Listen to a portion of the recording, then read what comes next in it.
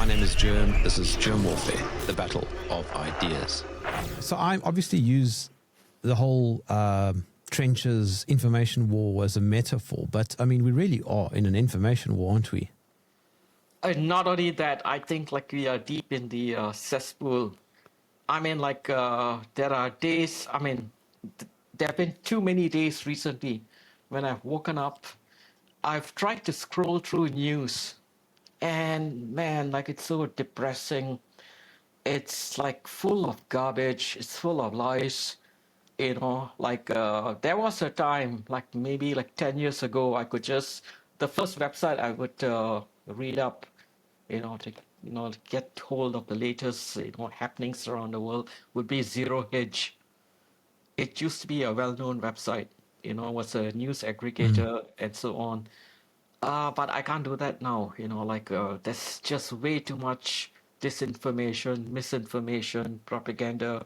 And I'm supposed to be an expert on propaganda as well, on top of my other expertise. My professor at the University of Leeds was in charge of crafting NATO propaganda programs against the Soviet Union at one time. Not just propaganda, but psychological warfare and stuff like that. And he was sought by many militaries around the world. But if he was alive today, I'll bet you he would want to go back to his grave. you know, because it's so insane, imagine, you are just trying to get, the latest news. All you get is just garbage. And then you go to X, like 3 years back. I mean, right after, Elon Musk took over, X used to, produce a lot of, they used to generate or allow, like a certain germane information to pop up, to appear. Now it's just like, it's basically trench warfare, with people, throwing poo at each other, just like, like that festival in India, yeah. So, yeah, it's quite depressing. And then you have the... I deleted my X account. Pardon? I deleted my X account. I deleted mine as well, but sometimes like I use my I got a throwaway Google account, Gmail account, and I use that to log in. And man, it's terrible now. It's like wading through, like one huge, one gigantic sewer pipe. Okay, and at one time, the same can be said about conventional news at one time, but there used to be a time when you could find a gold nugget here and there and work on that. But no, nowadays, no. So like, I think I have to resume novel writing. So I've decided that I'm going to start on my second novel, because when I wake up, I need to do something useful. And reading news is something that just turns me catatonic. And believe me, like if I spend, the first half an hour while I'm having my coffee, and I'm scrolling for, what's, the latest developments out there, unless I find something useful, I tend to waste the entire morning. And that's how, that's how crushing it is. And I'm so used to being cynical and skeptical. And so these things should not bother me, but it is, What is your background? Well, I got a master's in communications from the University of Leeds. I studied propaganda, psywar, psyops, out there, as well as general international communications. Then for my PhD, I specialize in a field called foresight. Foresight is the science of looking into the future, and you try to triangulate the future using scientific means. And even there's a lot of bullshit. The so-called experts, they are fobbing off their new age planetary cosmos paradigms, and foresight was actually developed by the British Army I mean, systematically, formulated by the British Army right before the Second World War. So it was a proper military science, intelligence-based science. But the kind of foresight experts you have these days are just like they are just well, their expertise is akin to Jeffrey Epstein's, I guess. It's totally fraudulent, and this is what worries me, because we have a lot of frauds running the world. You know, their real expertise is to be parasites, gigantic planetary parasites, and then the grunt work is done by someone else. So you can imagine that when people with ideas are are are not allowed from innovating, you can imagine like the cumulative effects it'll have on humanity, on international systems. uh, I'm expecting, like our global, cyber systems to collapse, our global, like anything that's digital to collapse sooner or later, because we are not matching the right talent with the right tasks. They've been like they've many of them, like for instance, like there's a tendency right now to fire all native I mean American talents from the IT sector in the United States. I mean, and these are guys with systems memory. They know how the systems work, and they have institutional memory as well. They know how the institutions work. you know so supplanting them with Indian IT talent, so to speak, it's not going to work. It's going to lead to disaster. And I think it's deliberate. This is deliberately done. They want the global systems to crash because they cannot fix it. And that was the, I mean, like, I'm rambling, but that was the core plot of my first novel. There's a satanic group of, there's a satanic cabal, and they find that the global systems cannot be perpetuated anymore. They tried the pandemic route to depopulate the planet. It didn't work. The virus was not strong enough, and the vaccines did not kill as many as they wanted either.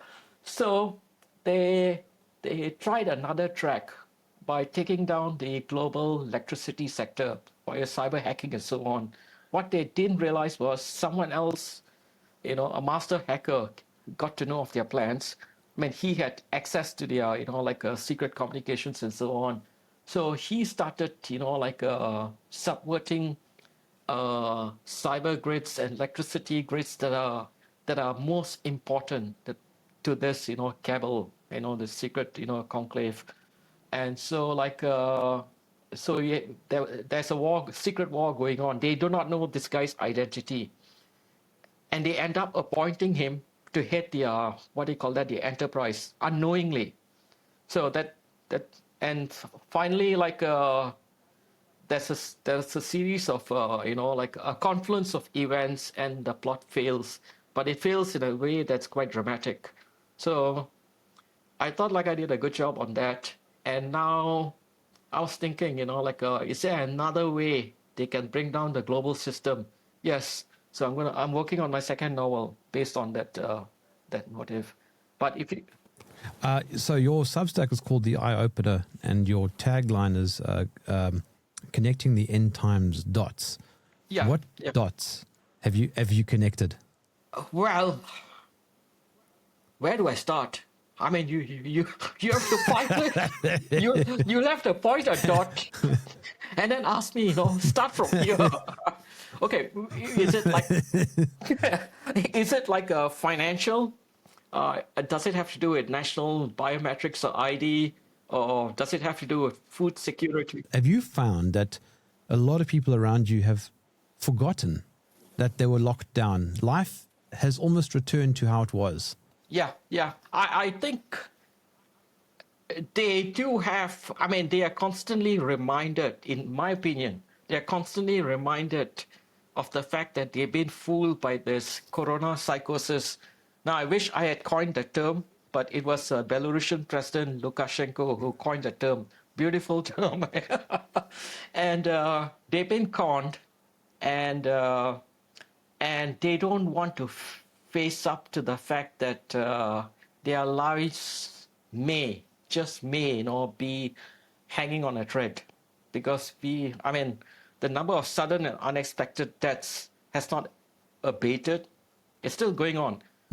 Not at a scale, I guess, like that powers behind the scenes, envisage, but it's still, like going on. You still, come across cases, a young man, athletic, doesn't have bad habits, suddenly dropping dead, or doctors, young doctors. So. Yeah. So something I noticed about the COVID era is that people like David Icke and others like to talk about, the global elite, or those right at the top of the pyramid, being immensely powerful and smart. Okay. But the COVID era showed that they're not all that smart, because their attempts didn't work. Yeah, that was what that was my. I've been on 2 previous podcasts, and that was my team. These guys are not smart, and they do not have the capacity to prop up global systems, as well as their diabolical plans. If you want to execute a seriously twisted plot, make sure you have the brains behind it, and they don't have it. Just look at the Jeffrey Epstein circles. Have you found a bigger, grouping of retards anywhere on this planet? No. They're evil to the core. They are evil to the core. Agreed. But are they like diabolical? Can they be described as diabolical geniuses? No, they are just retards.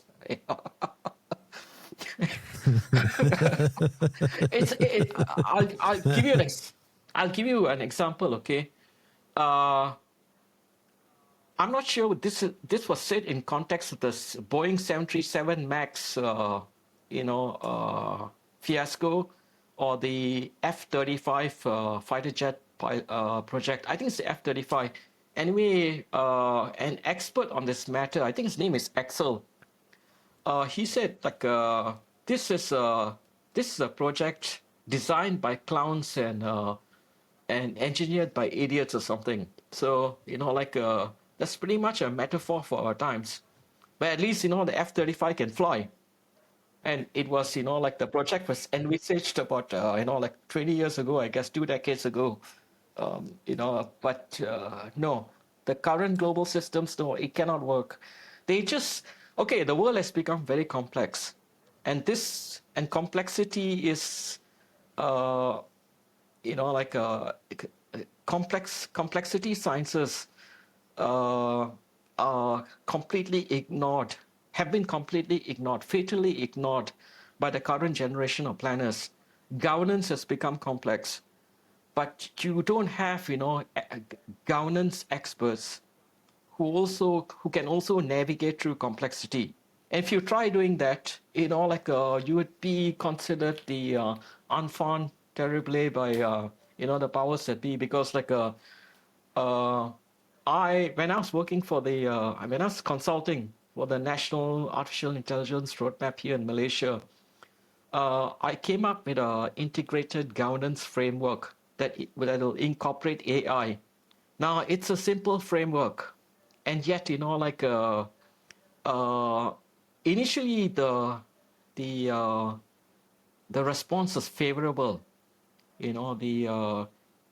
Many senior members of the project liked it, and then Microsoft entered the room. And Microsoft enters the room, they would want your government, your entire government digital infrastructure to be handled by them and them alone. They wouldn't want any sovereign digital governance initiative. It's not in America's interest. It's not in Microsoft's interest either. And not just Microsoft, Amazon does the same thing as well. And that's why you have countries like China and Japan, still being stable, while the rest of the world is in chaos. China and Japan just has to grapple with few problems.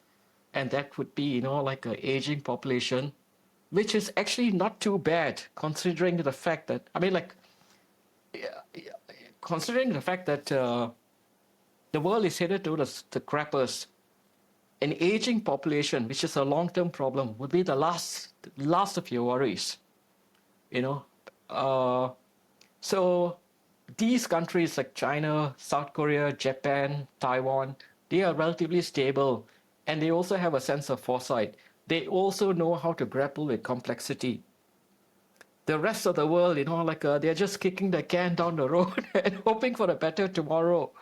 And I can tell you, there are many things that can just topple the house of cards that constitutes our global systems. One obviously would be the military buildup in the Persian Gulf. Now, is Trump really, going to attack Iran and send the global economy to the grappers? He will do so for two reasons. One, the United States cannot fix its own economy over the long term. What they're getting is, in economic terms, they're injecting themselves with steroids. But just like the human body, there's a limit to how much steroids you can inject inside you, because too much and you'll die. So, and the second reason, again, it comes to the Epstein files. And here I have to ask you, I have to ask your opinion. Why do you think there's a sudden surge in discussion about the Epstein files? I've come across some very damning YouTube videos recently, and I would have thought these videos would have been banned, if they came out at one time.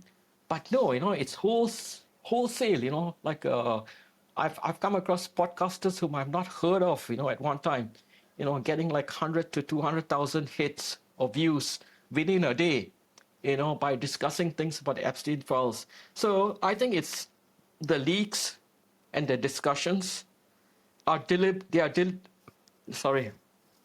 have deliberately allowed it to foster and fester, uh, and I can only see there are three possible outcomes or three possible reasons behind it. They have to crash the global systems. One, through any variety of ways. Second, maybe God is taking taking control of God is intervening, and he's exposing this evil, diabolical maniacs for what they are. Third, the Antichrist is making his advent, and so he'll have to get rid of those who paved the way for him, but who are no longer useful. So you can pick any of these three. You can start with the scientific approach, the global systems are destined, they are collapsing the global system. And then you'll find that maybe all three, causative reasons are converging, because they don't really, contradict each other. At least, if you have both a scientific perspective and a biblical perspective. So that's how I see it. Because there's no way but let me tell you, there's no way they couldn't have, killed a few reporters and a few,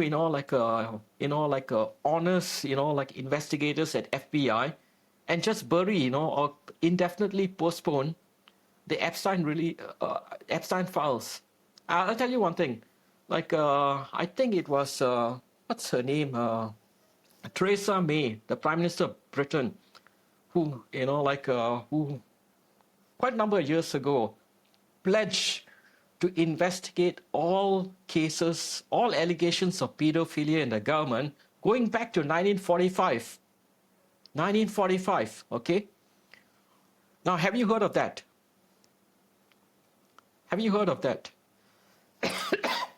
Yeah. that remains my radar, and I think a lot of people have forgotten about it. The thing with Epstein, what blows my mind is over 2,000 emails from him are from a Gmail address. What top tier organized crime syndicate is going to use Gmail? That's the thing, that's the thing. It's ridiculous. Yeah. How can anybody take that seriously? I never use Gmail for that purpose. It's like a throwaway account for me. I'm not even sure I know the passwords for some of them. We're going to organize, a pedophile ring, like an international cartel, and we're going to use Gmail. Yeah, and someone in India can access it. I mean, like it's the most ridiculous thing. I mean, that's it. I just do not know where to start. Where this The only conclusion I can make from that is that Epstein was an intelligence asset, and Gmail, which is owned by Google, is also part of the intelligence community. Yeah, but you should also realize, that Google is staffed by a multinational task force. Multinational, workforce. So anyone with, the right expertise and the right access clearance level can just, do a routine sweep. Just a routine sweep, under whatever, a gaming exercise they have, and stumble upon this, and it can even happen by accident, and his email was G vacation. So you're told, it's like, I don't know where to start. It's so generic, G vacation. He's using Gmail, and Google has got a global workforce, and you're not worried that the Russians and the Chinese can, just hack into that system. Is Google that good, that impregnable? The other way of looking at it is simply that nobody's monitoring the emails, which I highly doubt. No, that's impossible. The NSA does routine sweeps of all this stuff. The NSA would know what's going on. It is their job to know, And since, there was a law, in fact, I forget what law it is, that prevents the NSA from eavesdropping on Americans. So is it the CIA? I'm not sure. But those safeguards, kind of blurred after the advent of the internet. Because where does the internet border stop? It is borderless. Suppose, he's sending an email to Peter Mandelson. Now, they can spy on Mandelson, in the UK. But at the same time, they're also reading, Epstein's emails. So, couldn't they have used a dedicated server based on, Epstein has all the money in the world. So, he could have, just bought a particular server, and he had access to the best IT talents in the world via his connections with the big tech oligarchy. But it sounds ridiculous. But there's another explanation. A lot of these people think they can just literally get away with murder, and they have done so. How many times have we heard of the Clinton body count? How many times have we heard? And were there any actions? No. Nothing. It just fell into a rabbit hole, and nothing has been done about it. We keep mentioning names like Seth Rich, but no investigation so far. And the other thing is the two guys who are controlling the release of the quote unquote the release of the documents, of the emails, right? Yeah. What's their names? It's Darren Indike and Richard Kahn or something. They helped Epstein back in the day, and they're now helping with the release of the documents. That's Yeah. like I mean, that's like asking Pfizer to investigate its vaccines for yeah. safety. Yeah, I mean, like I've come across so many insensate stuff like this. You know, the fox being asked to guard the hen house, and it's so overwhelming. And when it comes to the Epstein files, I don't doubt that. I mean, we all know he's a pedophile. We all knew that there was a pan global, trafficking of Yes. operation of children and so on. Millions of children go missing each year. Nothing is being done. Nothing is being investigated. I mean, there would be, the odd mentioned here and there in the press, but that's about it. But I've got two books by Whitney Webb on Epstein. I don't know where they are right now. They are incredible. no, but does she explain why he used Gmail? No, that's a fundamental question. Come on. Does she explain why he used Gmail? If you can't explain that to me, I don't want to read your book.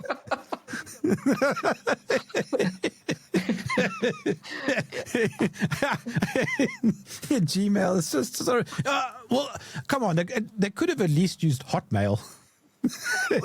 No, or these guys. Yahoo Mail. Look, these guys have access to billions. And remember, Hillary had a private server. You remember that part? Hillary Clinton kept Yes. a private server, and that was a big scandal. But at least, she took pains to hide some of her communications. And that just shows that someone who's, maybe not as rich as Epstein, let's just hypothetically say she's not as connected. Let's say she has to be more careful, in being seen with certain people, unlike Epstein. But still, she had the sense to have a private server. This guy, could have built, he could have bought another island, and used that as a server farm. And I think he owned another island as well. I think there's an adjacent rock or something like that he owned. But anyway, he could have built one, right on St. James Island, Little St. James Island. It does not make sense, sir. Anyone who tells me they know a lot about this stuff should start with, why is he using Gmail? And why? And why are they using non-encrypted communications? You would think in the age of AI, they could have just, fed all these documents, and then, placed parameters, auditing parameters, and sifted out what they could release and so on. There are so many ways of doing this. It could, a very a very well-planned, sophisticated, well-designed, a algorithm can do it, I guess, in a matter of a few hours at max. Maybe it'll take a few days, if it needs, constant human curation. But that's the maximum. These guys don't know what's going on. They really, really do not know what's going on. So I said, the world is run by retards. Yeah, they may be diabolical. And I want to know, what does Whitney, what's her name again? You mentioned Whitney Webb. Okay, yeah, I think I watched one or two of her podcasts before, or one of her, appearances. I would like to know,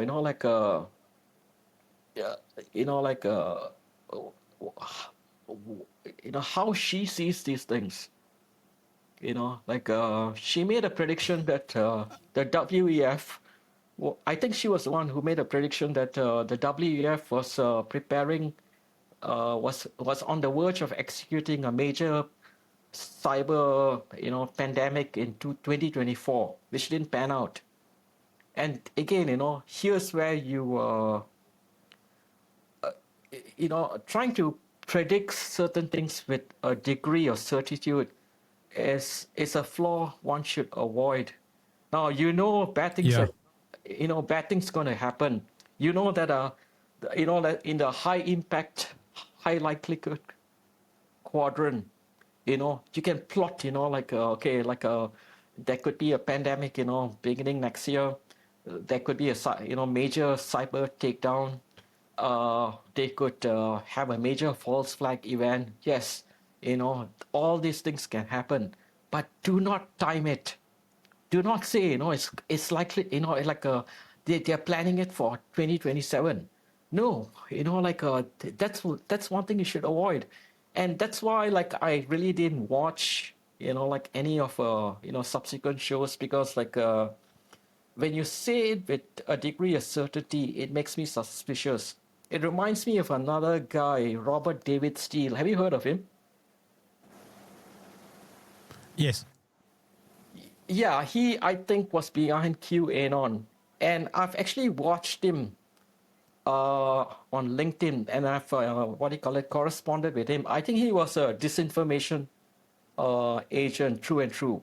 He would say, next week, we're going to, I know someone in Washington, I got it on, have it on authority, he's going to expose Obama. It reminds me of the cult of, what's that guy? He was in charge of the Executive Intelligence Review. Have you heard of the Executive Intelligence Review?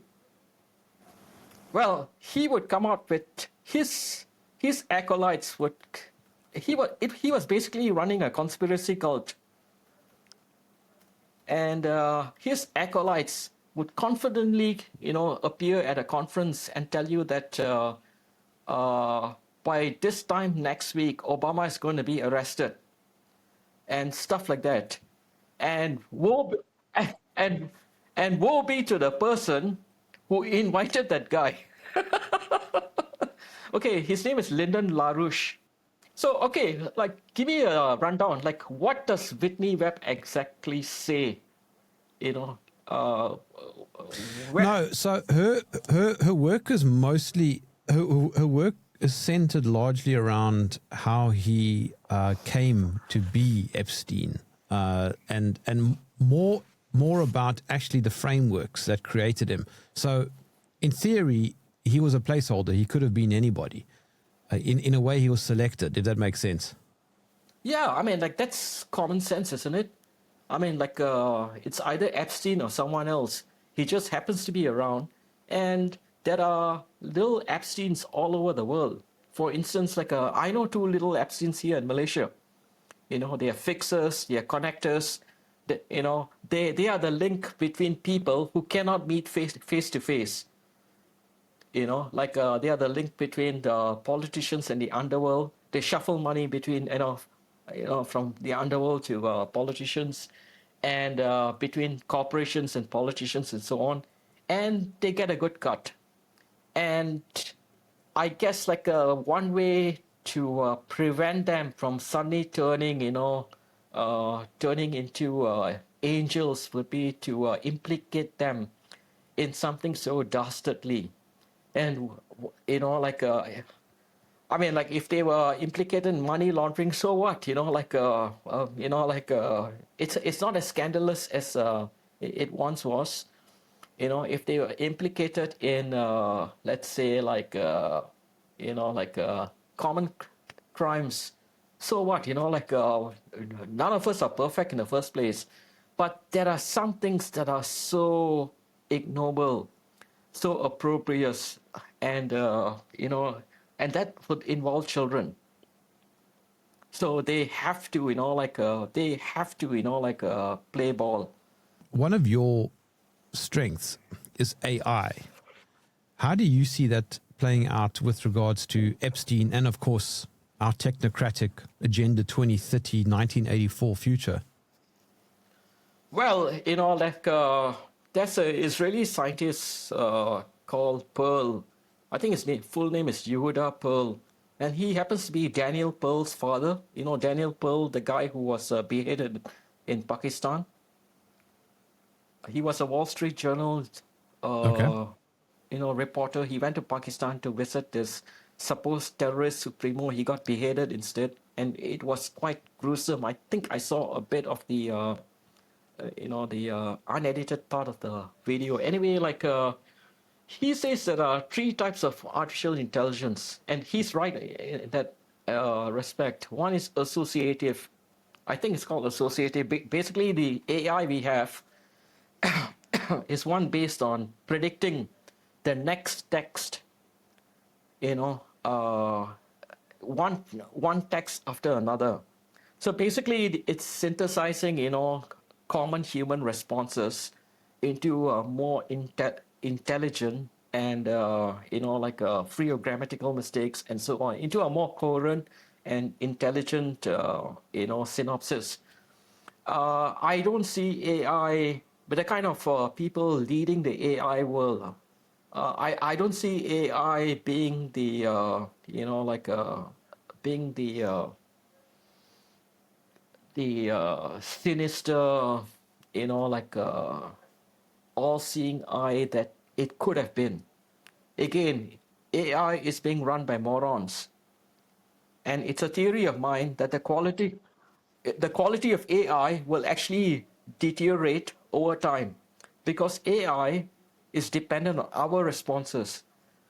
Unless they have completely compartmentalized the responses of certain people, they have identified, okay, Jeremy, he's asking some very pointed questions. And he's even pointed out, mistakes in my replies. I mean, let's say I'm ChatGPT, and then I place you in a separate category, this top tier category. Okay, so we'll have to, be more intelligent with this guy. We base our training, our top tier training, on this guy. Whereas for the rest, we'll just give them anything they want. That is possible. That is something I brought up with RT during an interview. RT, the RussiaToday.com. But even then, I doubt that it's panning out that well. Because even today, when I was asking, ChatGPT certain things about,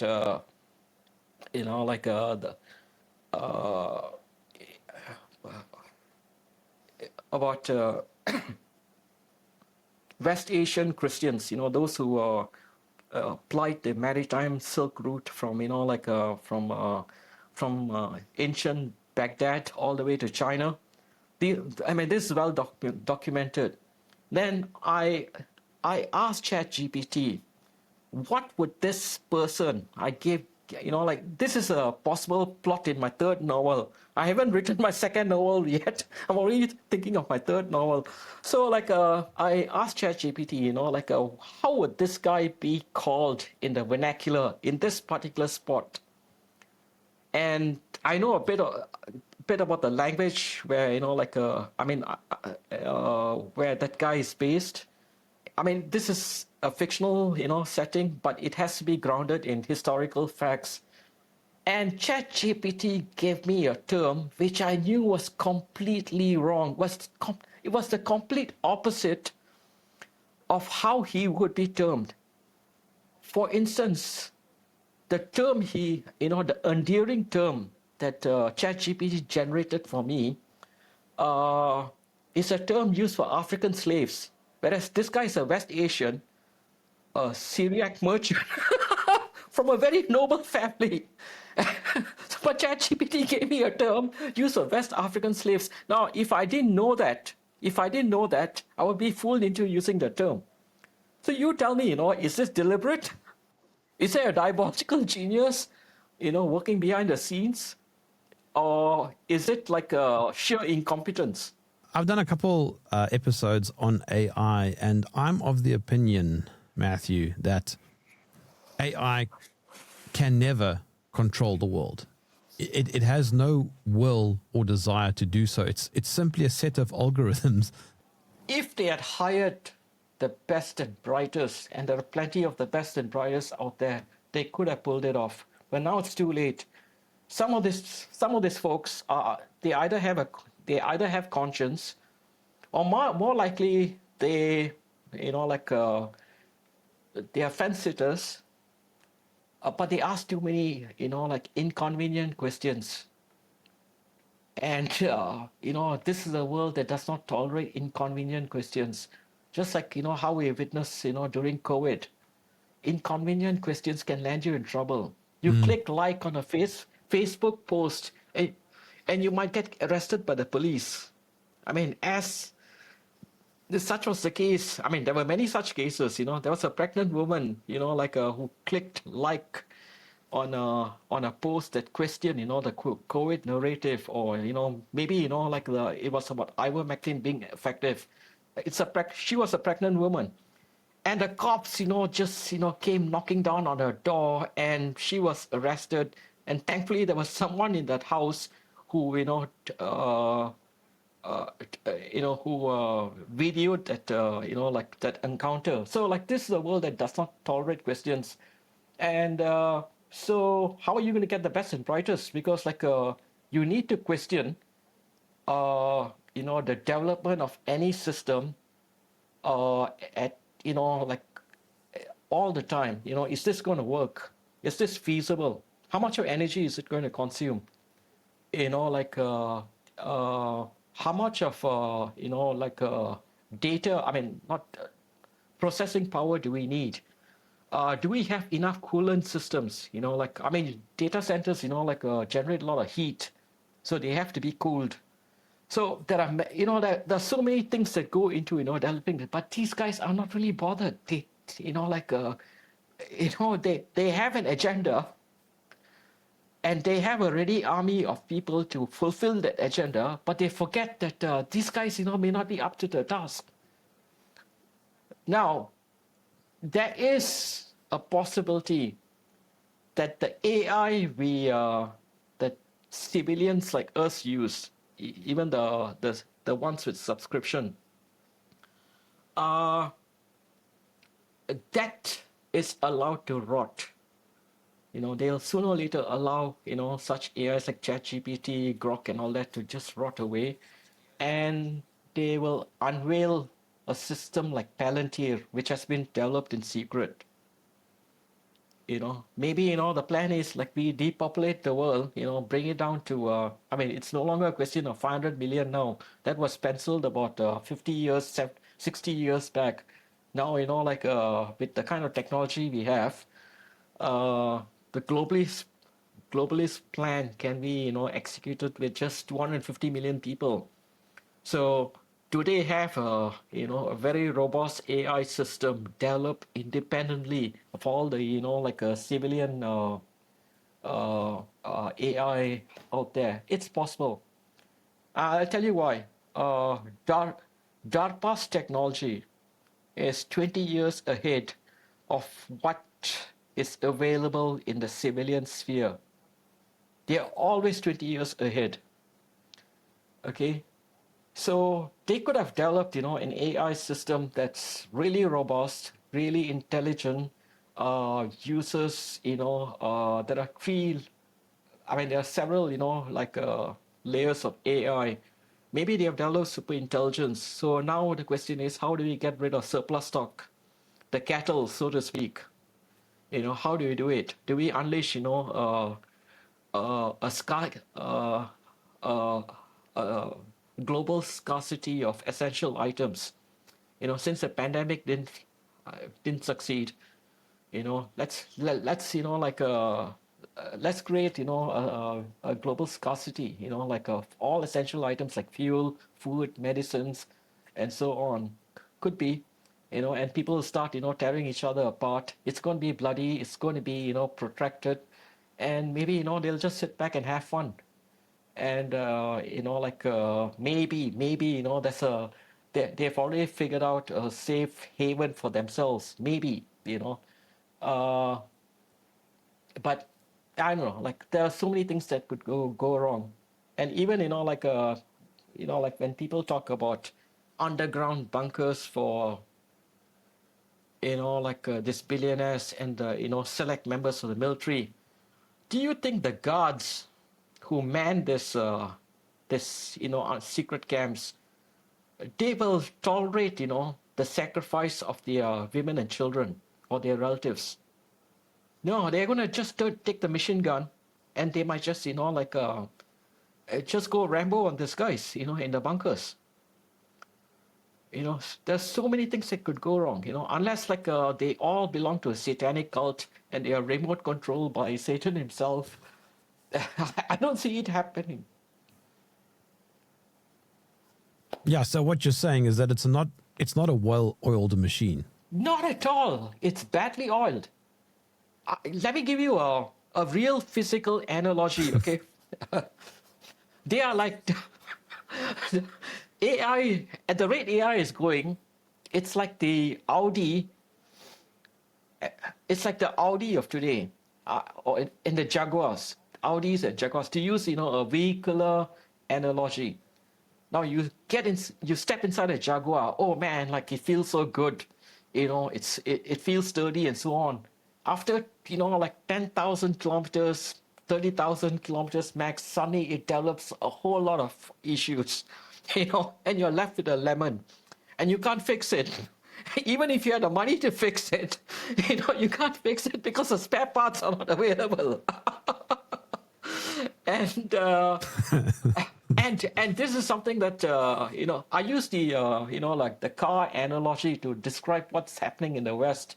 Have you come across a single Western car manufacturer that is doing well? Even Mercedes-Benz is producing a lot of crap Tesla. these days. Yeah. Tesla? Sorry. Nah, that's a crap car. And don't listen to what I'm saying. Watch Scotty Kilmer, the world's most famous mechanic, saying it. He's got a YouTube channel. He just rubbishes and stuff. No, even the Chinese, EV automakers are much better. Tesla, no way. Tesla is more hype. Yeah, but I mean, like 50% of all Teslas are made in China anyway. Yeah, because only the Chinese can make it. There's a lot of India. There's a lot of India. There's a lot of India hype, by the big tech oligarchs, and Elon Musk wants more Indians to, hop over to United States and strengthen the tech capacity of the United States. Uh, that's just one problem. Why is he manufacturing his Teslas in China instead of India? And when it comes to, and I'm telling you, India is going to be the chink in the armor. It's going to be the Achilles heels of the West, IT systems. Their IT talents are not that real. It's replete with fraud, all kinds of fraud, fraudulent credentials. Many of them are underqualified. And if you watch the recent AI summit in Delhi, I just perused through this, skimmed through it. It was shockingly bad. I'm telling you, you should watch it.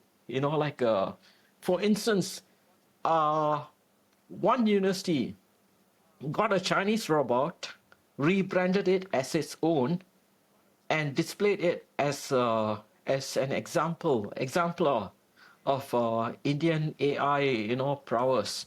Someone pointed out that's a Chinese robot. They went into damage control, saying that we bought the components from China, but the software and the algorithms are all ours. It turned out to be false. And then someone, I think one of the international participants, asked one of the students, a very confident looking guy, what's your favorite programming language? He, without batting an eyelid, he said, Sanskrit. That's my favorite programming language.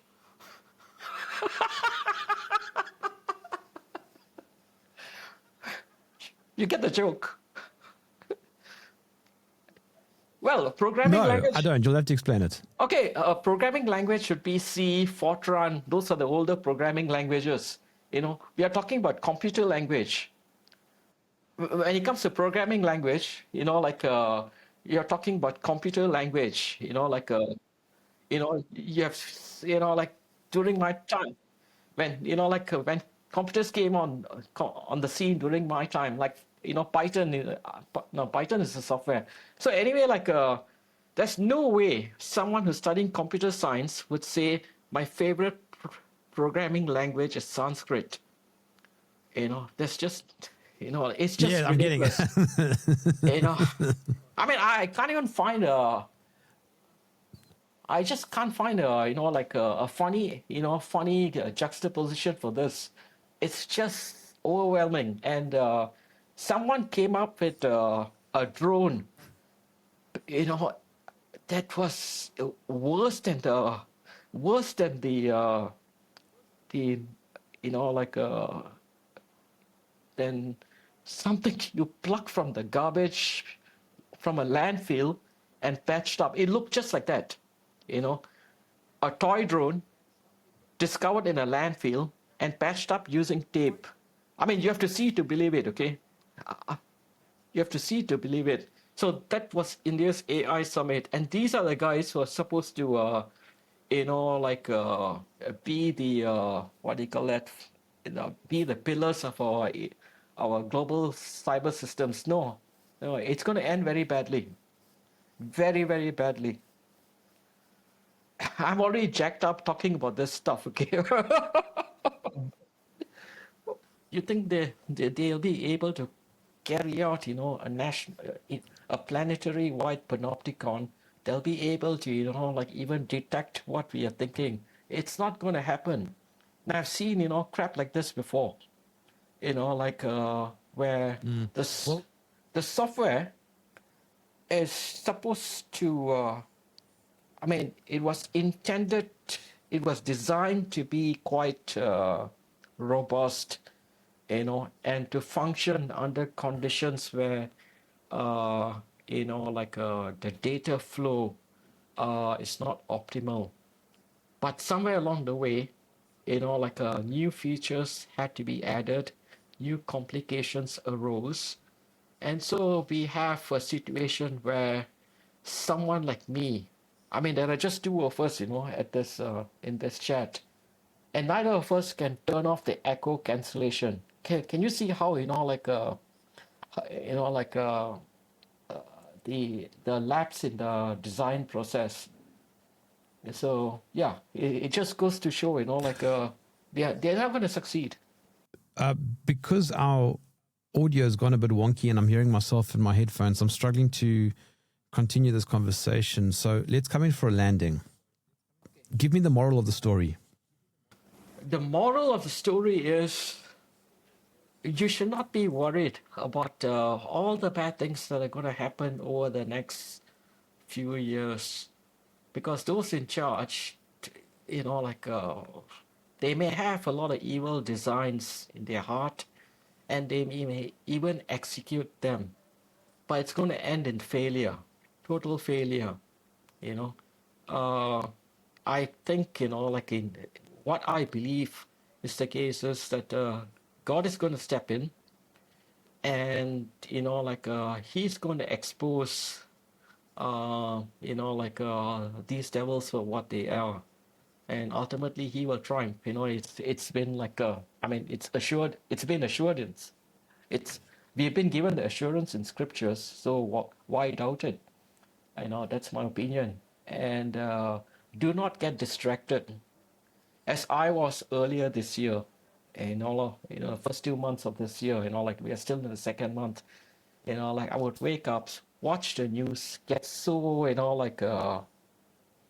how should I say it, you know, mentally dispirited,